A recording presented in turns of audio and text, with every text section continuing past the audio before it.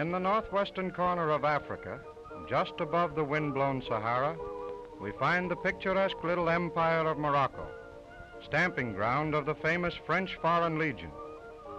Untouched by the changing customs of the outer world throughout the centuries, its walled cities are still entered through great gates. Marrakesh, or Morocco City.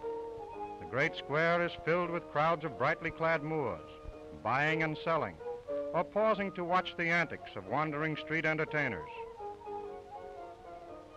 In one part of the square, we find the Moroccan grain pit. No dealing in futures here, but only in real bags of wheat and barley.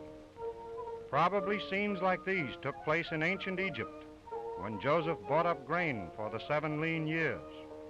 Quarreling, bickering, and much excitement go along with Moorish trading, just as they do in stock exchanges the world over. Water boys with beards wander about among the throng, and when the busy broker gets that dry feeling, he purchases a cupful of water out of a shaggy goatskin for 1/5 of a cent. The market is up today, and he's in a spending mood. Because 9 out of 10 Moors cannot read or write, the position of public letter writer is an important one. Only men are secretaries here. Very seriously, he writes the Arabic script from right to left. Right out in the busy street, we find an open-air silk factory. An imbecile in rags has been taught to pound fruits and flowers to make the delicate dyes with which this machine-like pair color the raw silk. Along this typical street are the town's leading shoe stores, where every pair of shoes is made by hand while you wait. Price, 50 cents. This fine-looking cobbler is a Berber, oldest of all known Moroccan tribes. Because the burning rays of the African sun are so severe, many streets through the fascinating bazaars are partly covered with palm leaves, a sight found only in Morocco. And here is a singer sewing machine, with the boy singing and the man sewing. Their hands work together in perfect rhythm to produce a braided hem on a cloak. Out through the eastern gate rides the native courier on his full-blooded Arabian charger. In the ancient olive groves, men knock down the ripe fruit from the trees, while women, who are always given the harder work, gather the olives in baskets for the local market. And now we have come to Fez, most enchanting of all the cities of Morocco, founded more than 1100 years ago by the Sultan Idris II. Just inside the city walls, cool waters from the hills flow in the public drinking fountains, which are beautifully decorated with Moorish tiles in many gay colors. Along the narrow street comes a Muslim woman heavily veiled, in strict accordance with the Mohammedan law, followed by a native porter carrying a heavy load of hides on his head.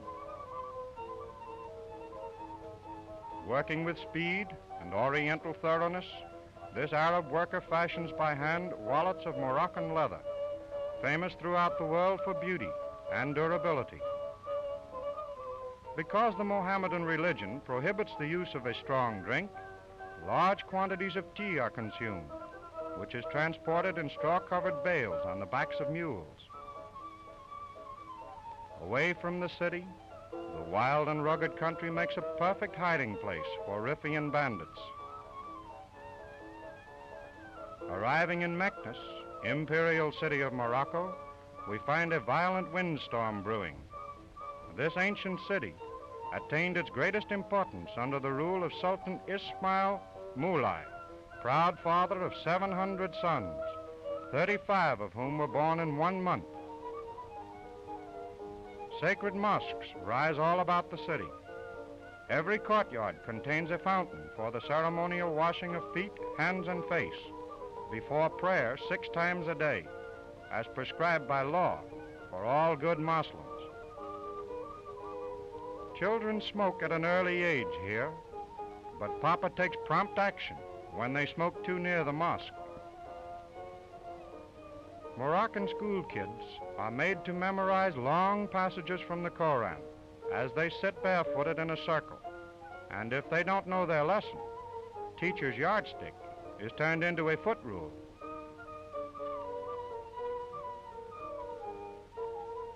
Passing a blind beggar in rags does not interfere with the high spirits of the children.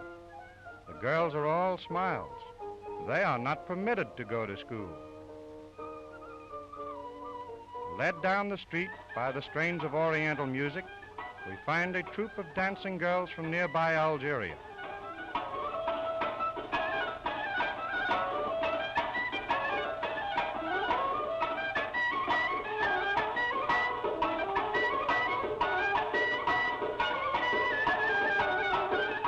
Girls of the Moroccan follies decorate their elaborate costumes with coins and ornaments of real gold.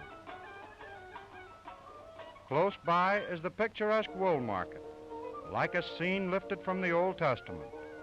Wool is used here not only for clothing, but for felt making and rugs.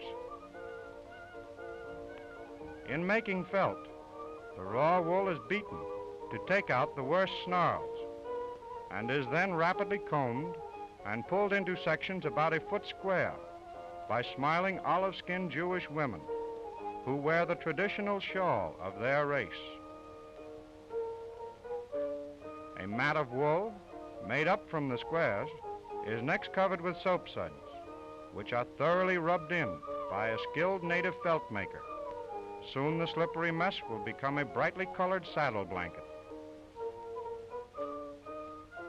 Street scenes here never change, and the transportation of today is that of ages past.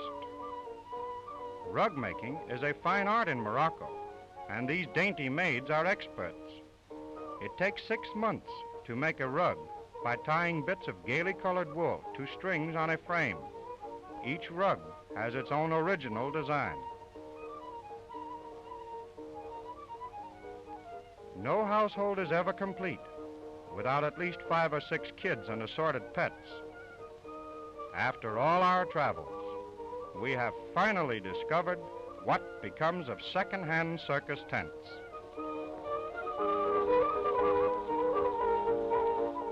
Today, the enormous storehouses of Sultan Ismail are empty. At one time, they were packed with grain to feed the 12,000 horses he kept in this stable. Yet, ancient Meknes has apparently changed but little from those glorious days of the dim past. Etched against the darkening heavens, her towers and minarets boldly stand, boasting the glories of a declining empire.